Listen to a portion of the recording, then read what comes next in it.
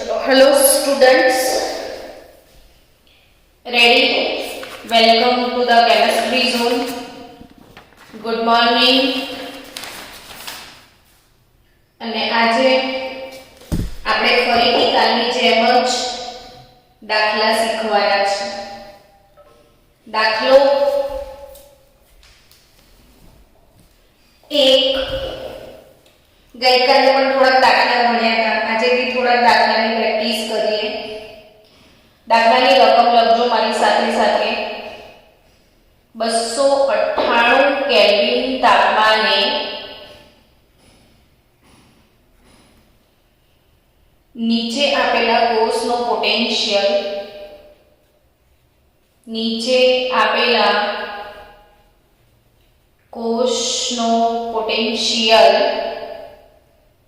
બે 2.36 વોલ્ટ છે. કોષ પ્રક્રિયાનું સમીકરણ લખી. કોષ પ્રક્રિયા સમીકરણ લખી. મેગ્નેશિયમ અર્ધકોષનો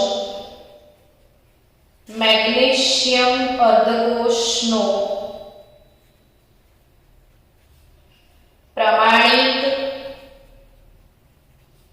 પોટેન્શિયલ શોધો. આવો એક દાખલો આપ્યો છે. શાંતિથી રકમને વાંચો કે નીચે આપેલા કોષનો પોટેન્શિયલ 2.36 વોલ્ટ છે. કોષ કયો છે એ તો લખો મેડમ. તો લખી દઈએ Mg/Mg+2. સાંદ્રતા 1 મોલર છે.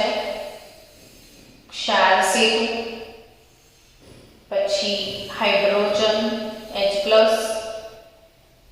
એક્વિયસ 1 મોલર / હાઇડ્રોજન ગેસ 1 બાર દબાણ / પ્લેટિનમ ધન ધ્રુવ અને આ ઋણ ધ્રુવ. આ બેટરી તમને આપેલી છે.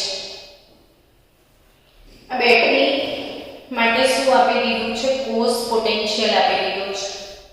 એટલે આ રકમમાં તમને આપેલું છે E0 સેલ 2.36 વોલ્ટ આપી દીધું છે. શોધવાનું શું છે?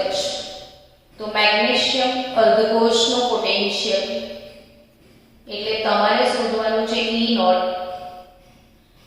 Mg+2/Mg. મેગ્નેશિયમ અર્ધકોષનો પ્રમાણિત રિડક્શન પોટેન્શિયલ શોધવાનો છે. ને રિડક્શન પોટેન્શિયલ મેગ્નેશિયમનો Mg+2/Mg એ આપણે શોધવાનું છે.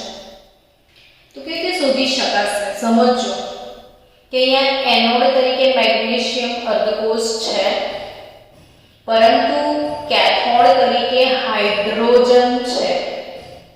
કેથોડ તરીકે પ્રમાણિત હાઇડ્રોજન વિદ્યુત ધ્રુવ છે. ને તમે બધા જાણો છો પ્રમાણિત હાઇડ્રોજન વિદ્યુત ધ્રુવનો પોટેન્શિયલ 0.0 વોલ્ટ છે. મેં કીધું હતું એકવાર કે આપણે પ્રમાણિત હાઇડ્રોજન વિદ્યુત ધ્રુવનો પોટેન્શિયલ 0.0 છે. માટે આપણે એને સંદર્ભ તરીકે પસંદ કરીએ છીએ. હવે સંદર્ભ એટલે શું? તો કે આ દાખલો શીખી લઈએ આપણે, પછી આના પર ફોકસ કરવાનું છે. અને આ સંદર્ભ તરીકે એના જ દાખલા છે. જો કે આ મેગ્નેશિયમનો જે અર્ધકોષ છે એને હાઇડ્રોજન સાથે જોડવામાં આવ્યો છે. આ એનોડ તરીકે શું લીધું છે? જો બેટરી બનાવીએ તો એનોડ તરીકે મેગ્નેશિયમ છે.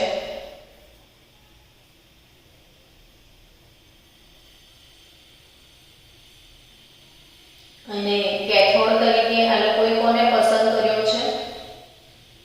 પ્રમાણિત હાઇડ્રોજન વિદ્યુત ધ્રુવ. ખબર છે કે આપણે કાચનું નળી બનાવી હતી, પછી પ્લેટિનમની પટ્ટી લીધી હતી, પ્લેટિનમની પટ્ટી પર હાઇડ્રોજન વાયુનું અધિશોષણ કર્યું હતું, અહીંથી દાખલ કરી દે.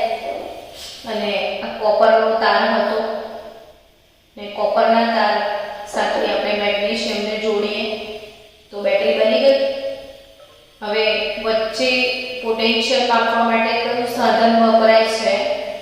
તો કોષનો જે પોટેન્શિયલ છે એ માપવાના સાધનને, પોટેન્શિયલ માપવાના સાધનને પોટેન્શિયોમીટર કહેવાય. તો અહીંયા પોટેન્શિયોમીટર મૂક્યો છે અને આ પોટેન્શિયોમીટરમાં 2.36 વોલ્ટ કોષ પોટેન્શિયલ બતાવવામાં આવ્યો છે. તો બુદ્ધિ વાપરો વિદ્યાર્થી કે આ જે હાઇડ્રોજન છે એનો તો 0 0 છે, આ 2.36 બતાવે છે, અર્થાત કે આ જે બતાવે છે એ કોનો? મેગ્નેશિયમનું જ કહેવાય ને. કે એમાં મેગ્નેશિયમનું જ કહેવાય કારણ કે હાઇડ્રોજનનો શું છે? 0 0 છે. તો હવે એ મેગ્નેશિયમનું કઈ રીતે કહેવાય એ સમજીએ. તો E0 સેલ શોધવાનું સૂત્ર શું છે? E0 reduction potential of cathode minus E0 reduction potential of anode. એટલે E0 રિડક્શન, કેથોડ એટલે કોણ? હાઇડ્રોજન. હાઇડ્રોજન માટે શું લખીશું? H+/H2 minus E0 મગનલાલ/મગનલાલ Mg+2/Mg. હવે E0 સેલ આ દાખલામાં આપેલો છે 2.36 volt, હાઇડ્રોજનનો 0.0 volt minus E0 Mg+2/Mg. તો E0 Mg+2/Mg ની કિંમત -2.36 વોલ્ટ તમને મળશે. આ દાખલો એટલા માટે શીખવાડ્યો કે તમને પ્રશ્ન થાય કે મેડમ તમે પહેલા દિવસે એવું કીધું હતું કે E0 copper +2 copper 0.34 વોલ્ટ છે. પછી તમે એવું કીધું હતું કે ઝિંકનો પોટેન્શિયલ -0.76 વોલ્ટ છે. તો આ બધા પોટેન્શિયલ જે છે એ કેવી રીતે શોધવામાં આવ્યા છે? કેવી રીતે શોધવામાં આવ્યા છે? પ્રશ્ન થાય બાળકો કે આ જે પોટેન્શિયલ છે, તમામ વિદ્યુત ધ્રુવ, તમારી પાસે ઘણી બધી ધાતુઓ છે, એ બધી ધાતુઓના જે પોટેન્શિયલ છે એ કેવી રીતે શોધવામાં આવ્યા? તો કે આ દરેકને કોની સાથે જોડવાના? હાઇડ્રોજન સાથે. બધા વિદ્યુત ધ્રુવોને વારાફરતી, જેમ કે હમણાં મેં કોને જોડ્યો? મેગ્નેશિયમને. કોની જોડે? હાઇડ્રોજન સાથે. બેટરી બનાવી દીધી, પોટેન્શિયલ માપી લીધો. એ પોટેન્શિયલ મેગ્નેશિયમનો જ કહેવાય કારણ કે હાઇડ્રોજનનો તો 0 છે. એટલે દુનિયાભરના જેટલા પણ વિદ્યુત ધ્રુવો હતા, આ તમામ વિદ્યુત ધ્રુવોનો પોટેન્શિયલ કોના સંદર્ભમાં શોધવામાં આવ્યો છે? હાઇડ્રોજનના સંદર્ભમાં. ફરીથી એકવાર સાંભળજો. તમામ વિદ્યુત ધ્રુવોના પોટેન્શિયલ કોના સંદર્ભમાં શોધવામાં આવ્યા છે? તો કે હાઇડ્રોજનના સંદર્ભમાં શોધવામાં આવ્યા છે. એટલે હાઇડ્રોજનને, પ્રમાણિત હાઇડ્રોજન વિદ્યુત ધ્રુવને સંદર્ભ તરીકે કેમ રાખ્યો છે? તો કે એનો પોટેન્શિયલ 0.0 એઝ્યુમ કરવામાં આવ્યો છે. હવે તમને ખબર છે કે કોષ પોટેન્શિયલ એટલે શું? તો કે બંને વિદ્યુત ધ્રુવોનો તફાવત. તો આ બંનેનો તફાવત, હવે એક 0 હોય તો જે તફાવત આવે કોઈ એકનો જ હશે.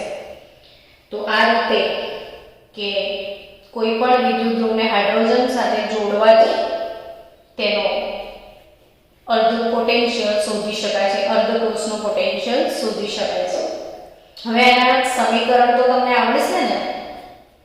એનોડ પર ઓક્સિડેશન, કેથોડ પર રિડક્શન. કોણ છે એનોડ તરીકે? મેગ્નેશિયમ. તો magnesium gives magnesium plus 2 electron. ને કેથોડ પર hydrogen H plus electron gives H2. પણ આ બે ઇલેક્ટ્રોન છે તો અહીં બે લેવા પડશે, તો અહીં બે વડે ગુણી નાખો તો 2H plus 2 electron gives H2. તો ઓવરઓલ કોષ પ્રક્રિયા શું થશે? Mg plus twice H plus gives Mg plus 2 plus H2. તો સમજી ગયા? તો આ કોષ પ્રક્રિયા થઈ ને આ રીતે પોટેન્શિયલ શોધી શકાય છે. હવે આપણે સમજીએ એક મોસ્ટ આઈએમપી વાત કે જે આજે ભણવાની છે, એ જ વાત કે તમામ વિદ્યુત ધ્રુવોના પોટેન્શિયલ કેવી રીતે શોધવામાં આવ્યા? તો કે હાઇડ્રોજનને સંદર્ભ તરીકે રાખીને શોધવામાં આવ્યા છે. તો હવે આપણે આગળ વધીએ EMF શ્રેણી તરફ. EMF શ્રેણી એટલે ઇલેક્ટ્રો મોટિવ ફોર્સ. EMF એટલે ઇલેક્ટ્રોમોટિવ ફોર્સ એટલે શું અને આ શ્રેણી શું છે એ સમજવાનું છે. એવું સમજો કે તમને આજે આ શ્રેણીમાં 100% ખબર પડી ગઈ તો આ ચેપ્ટરમાં કદી કોઈને કોઈ તકલીફ ક્યારેય આવશે નહીં. શ્રેણી સમજી ગયા તો એનો મતલબ એમ કે આખું ચેપ્ટર સમજી ગયા. અને શ્રેણી સમજવી છે તો આ વિડિયો 5-7 વાર જોઈ નાખજો. જેટલી વાર રિવિઝન કરશો ને એટલી વાર આ વિડિયો તમારો આખો મોડે થઈ જશે. તો EMF સિરીઝ એટલે શું સમજો કે જ્યારે વિદ્યુત કોષ નો પોટેન્શિયલ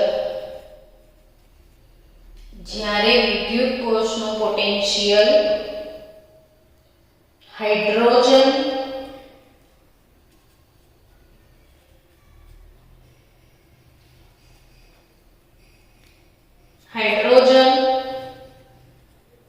વિદ્યુત ધ્રુવના સંદર્ભમાં શોધવામાં આવે છે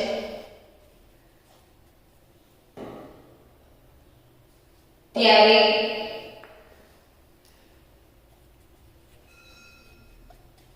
તે પોટેન્શિયલને EMF કહેવાય. ફોર એક્ઝામ્પલ, હમણાં જ તમે અહીંયા શીખ્યા કે આ દાખલામાં શું હતું કે મેગ્નેશિયમ અર્ધકોષનું પોટેન્શિયલ ગણો. તો એના માટે મેગ્નેશિયમનું પોટેન્શિયલ કેટલો એ ગણવા માટે તેને કોની સાથે જોડવામાં આવ્યો? તો હાઇડ્રોજન સાથે. અને હાઇડ્રોજન સાથે જોડીને એની બેટરી બનાવી. પછી એનો પોટેન્શિયલ તમે ગણી શક્યા -2.36. તો આને EMF કહેવાય. સમજ્યા? એટલે EMF શું છે? હવે વ્યાખ્યા વાંચો ફરીથી કે જ્યારે વિદ્યુત કોષનો પોટેન્શિયલ હાઇડ્રોજન વિદ્યુત ધ્રુવના સંદર્ભમાં શોધવામાં આવે ત્યારે તે EMF કહેવાય. હવે આ લોકોએ શું કર્યું વૈજ્ઞાનિકોએ કે ભાઈ bromine, nitrate, oxygen, iodine, copper, silver, lead, tin, nickel બધા વિદ્યુત ધ્રુવો દુનિયાભરના જેટલા વિદ્યુત ધ્રુવો હતા આ બધા વિદ્યુત ધ્રુવોને હાઇડ્રોજન સાથે જોડી નાખ્યા. અને હાઇડ્રોજન સાથે જોડીને બધાની કિંમતો શોધી લાયા. તમામ વિદ્યુત ધ્રુવો ની કિંમતોને ઉતરતા ક્રમમાં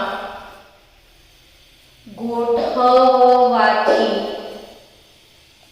જે શ્રેણી મળી તેને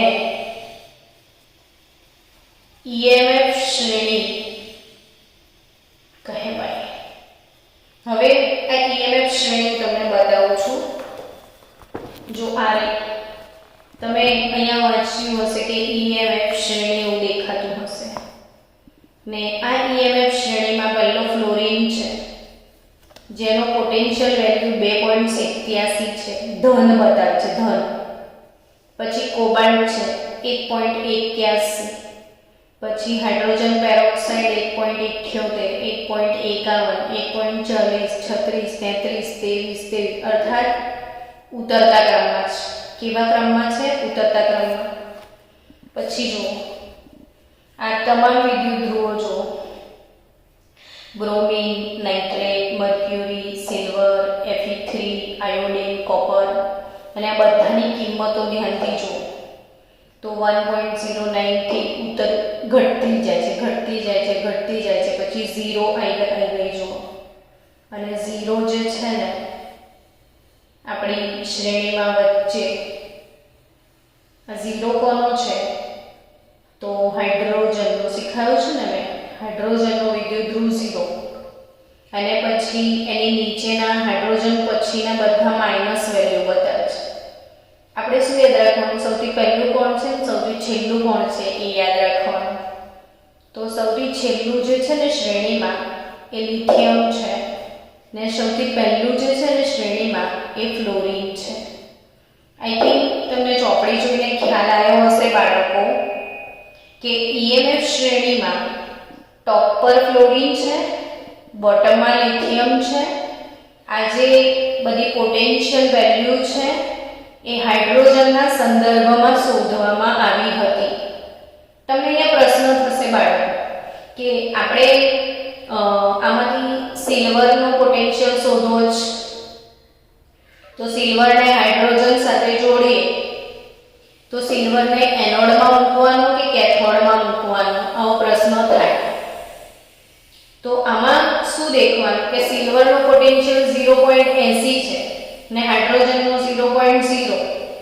મેં કાલે એક વાત શીખવાડી હતી તમને કે જેનો પોટેન્શિયલ વધારે હોય ને એ કેથોડમાં મુકાય, જેનો પોટેન્શિયલ ઊંચો હોય કેથોડ. હવે આ 0.80 છે ને આ 0.0 છે એટલે હાઇડ્રોજનને એનોડમાં મૂકવાનો ને સિલ્વરને કેથોડમાં મૂકવાનો.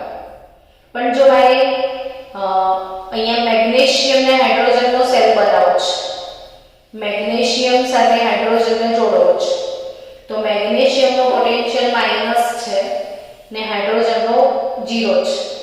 હવે આ સંજોગોમાં વધારે હાઇડ્રોજન છે ને ઓછો મેગ્નેશિયમ છે એટલે અહીંયા હાઇડ્રોજન કેથોડમાં આવે અને મેગ્નેશિયમ એનોડમાં આવે.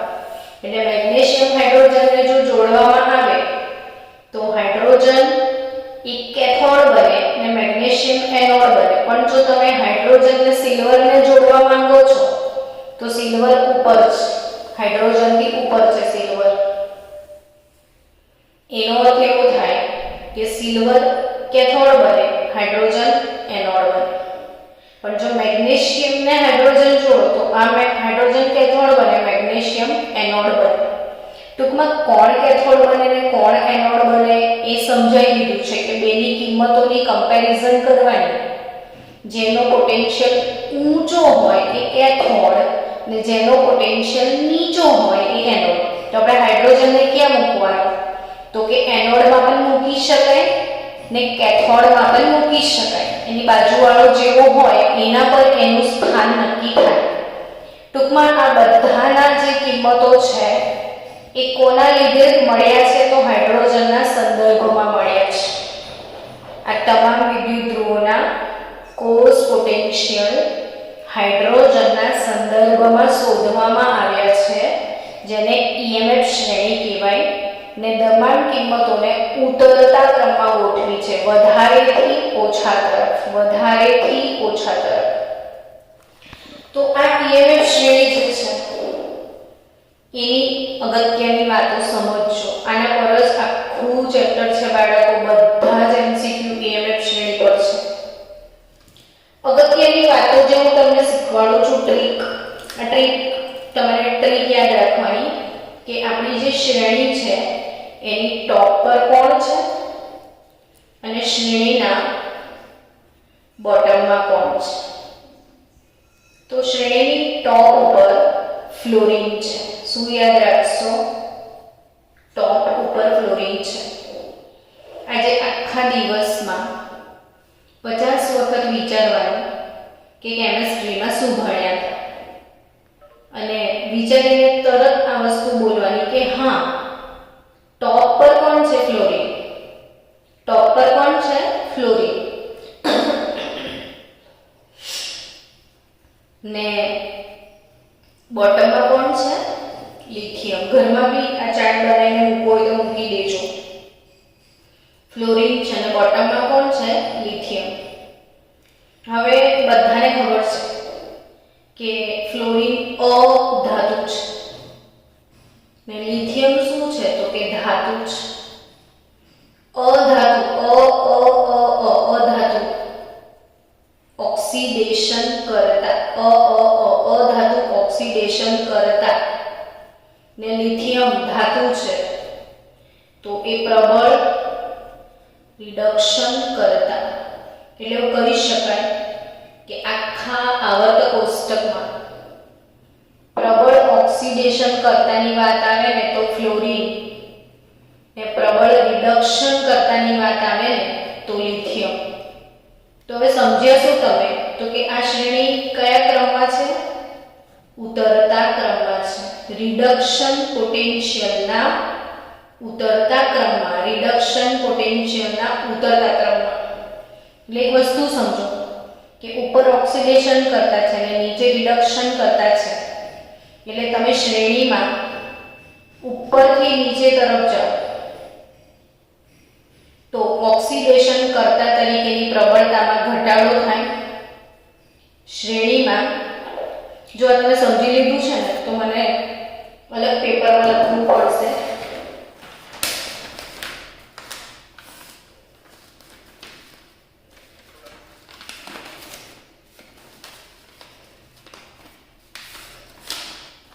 જો સમજો, આપણી આ શ્રેણી છે ને આ વાળી જે શ્રેણી છે એની ટોપ પર ફ્લોરિન છે ને નીચે લિથિયમ છે. તો શ્રેણીમાં EMF શ્રેણીમાં ઉપરથી નીચે તરફ જતા ઓક્સિડેશન કરતા તરીકેની પ્રબળતામાં ઘટાડો થાય અને રિડક્શન કરતા તરીકેની પ્રબળતામાં વધારો થાય. સમજી ગયા? બહુ જ મોસ્ટ એમ્પી વાત છે. આ EMF શ્રેણીની મોસ્ટ એમ્પી વાત છે બાળકો, કે શ્રેણીમાં ઉપરથી નીચે તરફ જાઓ તો ઓક્સિડેશન કરતા, ઉપરથી આ ઉપર વાળું પ્રબળ ઓક્સિડેશન કરતા છે, નીચે વાળું પ્રબળ રિડક્શન કરતા છે. એટલે ધીરે ધીરે ઓક્સિડેશન કરતા તરીકેની પ્રબળતામાં ઘટાડો થાય ને રિડક્શન કરતા તરીકેની પ્રબળતામાં વધારો થાય. હવે તમને એમ થાય કે પ્રશ્ન કેવી રીતે પૂછાશે? તો આનો પ્રશ્ન આવો હશે કે પરીક્ષામાં તમને આવું કહેશે કે 3 વિદ્યુત ધ્રુવો આપેલા છે, X, y અને z. x નો પોટેન્શિયલ 0.20 વોલ્ટ, y નો -0.80 વોલ્ટ ને આ -1.23 વોલ્ટ છે. તો કોણ પ્રબળ ઓક્સિડેશન કરતા અને કોણ પ્રબળ રિડક્શન કરતા, આવા પ્રશ્નો અહીંયા સોલ્વ કરવા પડે. તમારે આ ત્રણ વિદ્યુત ધ્રુવ જે આપ્યા છે x y z, એના પોટેન્શિયલ આપ્યા છે, કંઈ જ નહીં કરવાનું. આ કિંમતો ત્રણ હોય ને એને ઉતરતા ક્રમમાં ગોઠવી દો. એટલે આ ત્રણમાં હાઈએસ્ટ કિંમત કઈ તો કે 0.20, એટલે પહેલા x આવશે, પછી વધારે કોણ તો 0.80 એટલે y, ને પછી 1.23 એટલે z. ઉપરથી નીચે તરફ ઉતરતા ક્રમમાં ગોઠવી દીધા એટલે આપણી શ્રેણી પ્રમાણે ગોઠવાઈ ગયા. હવે આ વાક્ય યાદ કરો કે ઉપરથી નીચે તરફ જાઓ તો ઓક્સિડેશન કરતા તરીકેની પ્રબળતામાં વધારો થાય ને રિડક્શન કરતા તરીકેની પ્રબળતામાં વધારો થાય. ઓક્સિડેશન કરતા તરીકેની પ્રબળતા ઘટે ને રિડક્શન કરતા તરીકેની વધે. એટલે નીચે વાળો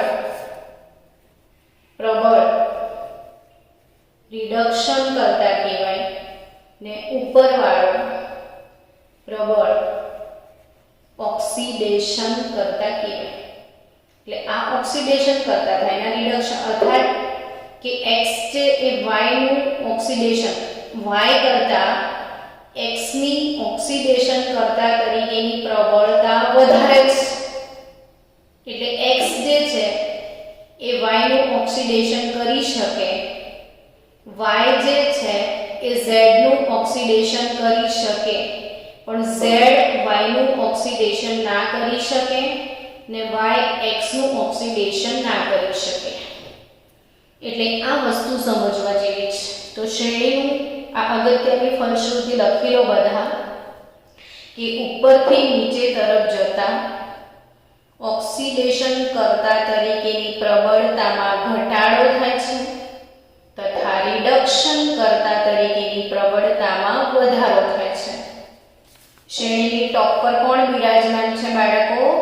ફ્લોરિન. શ્રેણીની બોટમમાં કોણ? લિથિયમ. ફ્લોરિન અધાતુ, અધાતુ ઓક્સિડેશન કરતા, આ રિડક્શન કરતા. આમ પણ યાદ રાખજો, ધાતુઓ કોને કહેવાય તો કે ધાતુ એ કે જે ઇલેક્ટ્રોન ગુમાવે. તો ઇલેક્ટ્રોન ગુમાવે એનો અર્થ એણે શું કર્યું? પોતાનું ઓક્સિડેશન. ઇલેક્ટ્રોન ગુમાવવાની પ્રક્રિયાને ઓક્સિડેશન કહેવાય ને. તો ધાતુ એ પોતાનું ઓક્સિડેશન કરે ને જે પોતાનું ઓક્સિડેશન કરે એ બીજાનું રિડક્શન કરે. એટલે બધી ધાતુઓ જે છે એ રિડક્શન કરતા હોય છે. ધાતુઓ રિડક્શન કરતા, અધાતુઓ ઓક્સિડેશન કરતા. તમે એ વસ્તુ નોટિસ કરી કે તમારી શ્રેણીની ટોપ પર ફ્લોરિન છે, તો અહીંથી એક અગત્યની વાત શીખવાની છે કે ફ્લોરિન, ક્લોરીન, બ્રોમિન અને આયોડીન આ બધામાં પ્રબળ ઓક્સિડેશન કરતા કોણ? તો પાક્કું યાદ રાખજો, ટોપ પર ફ્લોરિન છે, એનાથી આગળ કોઈ જ નથી. આના પરથી જ ક્લુ સોલ્વ થઈ જાય. ટોપ પર તો ફ્લોરિન છે, ફ્લોરિનથી આગળ તો કોઈ નથી, તો ફ્લોરિન પ્રબળ ઓક્સિડેશન કરતા છે. તો આ યાદ રાખો કે ફ્લોરિન એ ક્લોરીનનું ઓક્સિડેશન કરી શકે. ફ્લોરિન એ ક્લોરીન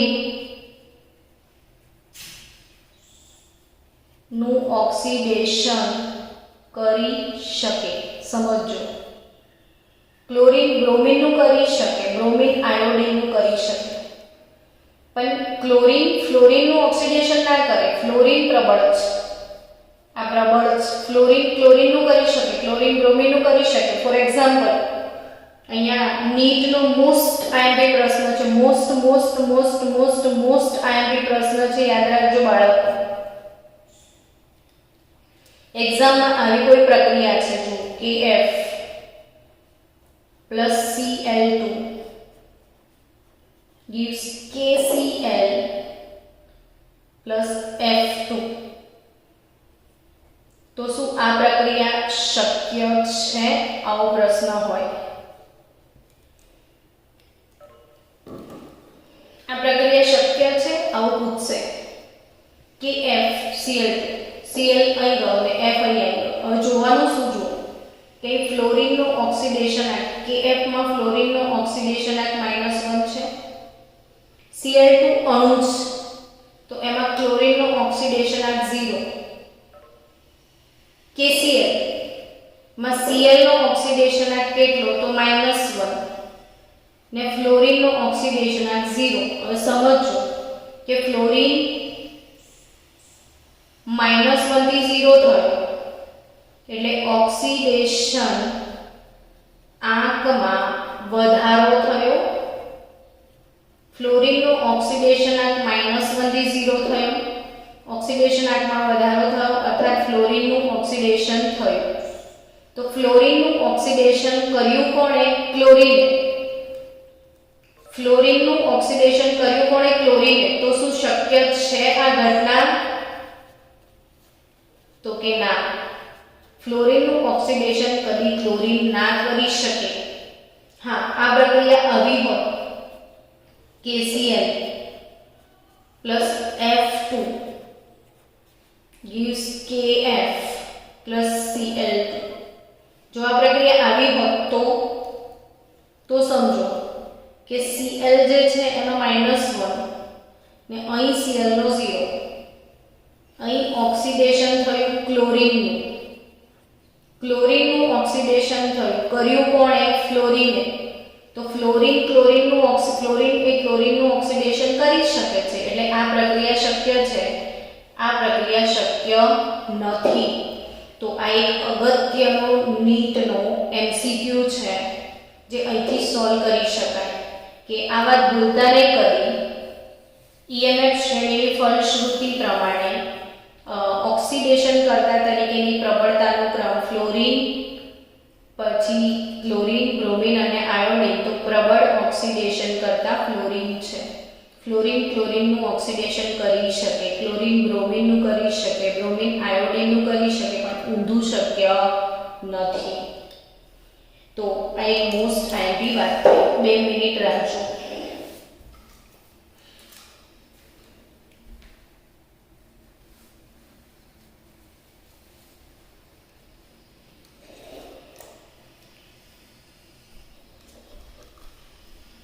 ઓકે છે ને બધું અહીંયા સ્ટુડન્ટ? તમારે કઈ પ્રોબ્લેમ નહીં ને? ઓકે, ચલો હવે સ્ટુડન્ટ EMF શ્રેણીની બીજી અગત્યની વાત શું શીખ્યા? એક અગત્યની વાત કે ઉપરથી નીચે તરફ જાઓ તો ઓક્સિડેશન કરતા તરીકેની પ્રબળતામાં ઘટાડો થાય અને રિડક્શન કરતા તરીકેની પ્રબળતામાં વધારો થાય. હવે સેકન્ડ મોસ્ટ આઈએમપી વાત શું? તો કે EMF શ્રેણીમાં એક અગત્યની વાત એ સમજવાની છે. ધારો કે જુઓ તમે કોપર સલ્ફેટનું દ્રાવણ લેશો. શેનું દ્રાવણ? કોપર સલ્ફેટનું. અને કોપર સલ્ફેટના દ્રાવણમાં ઝિંકનો સળિયો મૂકો. ખરેખર આ પ્રક્રિયા બહુ જ મજાની છે. જો લેબમાં હોઈએ ને તો ગયા વર્ષે મેં લેબોરેટરીમાં આ રિએક્શન બાળકોને લાઈવ બતાવ્યું હતું કે કોપર સલ્ફેટના દ્રાવણમાં લોખંડની ખીલી નાખી મૂકી હતી ને થોડીક જ વારમાં તમે જુઓ ને તો લોખંડની ખીલી કોપર સલ્ફેટના દ્રાવણમાં ઓગળી હતી અને લોખંડની ખીલી બહાર કાઢ્યા પછી એ તાંબાની બની ગઈ હતી. એટલે એના પર આખું તાંબાનો લેયર ચડી ગયો હતો. હવે આ કોપર સલ્ફેટના દ્રાવણમાં ઝિંકનો સળિયો મૂકીએ તો રાસાયણિક પ્રક્રિયા થાય. શું? તો કે ઝિંક પ્લસ કોપર સલ્ફેટ શું પ્રક્રિયા થાય? Zinc sulphate plus copper. આવું થાય ને? અર્થાત આનો મતલબ શું થયો કે ઝીંક ઓગળી ઓગળીને દ્રાવણમાં જાય ને કોપર સલ્ફેટને બદલે ઝીંક સલ્ફેટનો દ્રાવણ બને. આ કોપર સલ્ફેટનો દ્રાવણ વાદળી રંગનો છે ને ઝીંક સલ્ફેટ સફેદ રંગનો છે, રંગ વગરનો. એટલે ધીરે ધીરે ધીરે ધીરે અડધી કલાક પછી દેખશો તો દ્રાવણનો વાદળી રંગ ઝાંખો થઈ જાય, દૂર થાય, આછો થઈ જાય. કેમ? ઝીંક સલ્ફેટ બનવા લાગે છે એટલે ટૂંકમાં એવું કહેવાય ખરું કે કોપર સલ્ફેટના દ્રાવણમાં તમે ઝીંકનો સળિયો ડુબાડ્યો તો રાસાયણિક પ્રક્રિયા થઈ. હા યા ના? તો કે હા થઈ. હવે બી ઊંધું કરો કે ઝીંક સલ્ફેટનું દ્રાવણ લઈ લો અને કોપરનો સળિયો ડુબાડો તો રાસાયણિક પ્રક્રિયા નથી થતી. આવું શ્રેણી પર કે કઈ રીતે કહી શકાય? તો કે તમે શ્રેણીની વાત કરો ને તો કોપર ને ઝીંકનું સ્થાન જુઓ કે ઝીંકનું સ્થાન આ રહ્યું, અહીંયા છે ઝીંકનું સ્થાન -0.76 વોલ્ટ છે, -0.76 વોલ્ટ છે ઝીંક ને કોપરનું સ્થાન ઉપર છે 0.34 વોલ્ટ. એટલે જેનું સ્થાન ઉપર હોય ઈએમએફ શ્રેણીમાં જેનું સ્થાન ઉપર હોય તેનું દ્રાવણ ને નીચે વાળાનો સળિયો હોય તો જ પ્રક્રિયા થાય. શું ટ્રીક મારી યાદ રાખજો કે નીચે વાળાનો નીચેના સ્થાનમાં જે છે નીચે વાળાનો સળિયો ને ઉપરની પોઝિશન વાળાનું દ્રાવણ તો રાસાયણિક પ્રક્રિયા થાય. આજે 25 વાર આવું મનમાં બોલવાનું કે નીચે વાળાનો સળિયો ને ઉપર વાળાનું દ્રાવણ તો રાસાયણિક પ્રક્રિયા થાય, બાકી ના થાય. હવે આને ધ્યાનમાં લઈને તમને આવો પ્રશ્ન પૂછે કોઈ કે ભાઈ એલ્યુમિનિયમની થાળીમાં અથાણું ખવાય? અગર આવો પ્રશ્ન કોઈ પૂછે કે એલ્યુમિનિયમની થાળીમાં અથાણું ખવાય તો એનો જવાબ શું આપશો તમે? તો કે અહીંયા એલ્યુમિનિયમની થાળી છે, આ અથાણું છે. અથાણું એટલે એસિડ, ખાટું હોય, એસિડ એટલે H+. હવે એલ્યુમિનિયમ અને H+ નું સ્થાન જોવાનું. Al+3/Al ને H+/H2. તમને ખબર છે હાઇડ્રોજનનો પોટેન્શિયલ 0.0 વોલ્ટ છે. એલ્યુમિનિયમનો શું છે?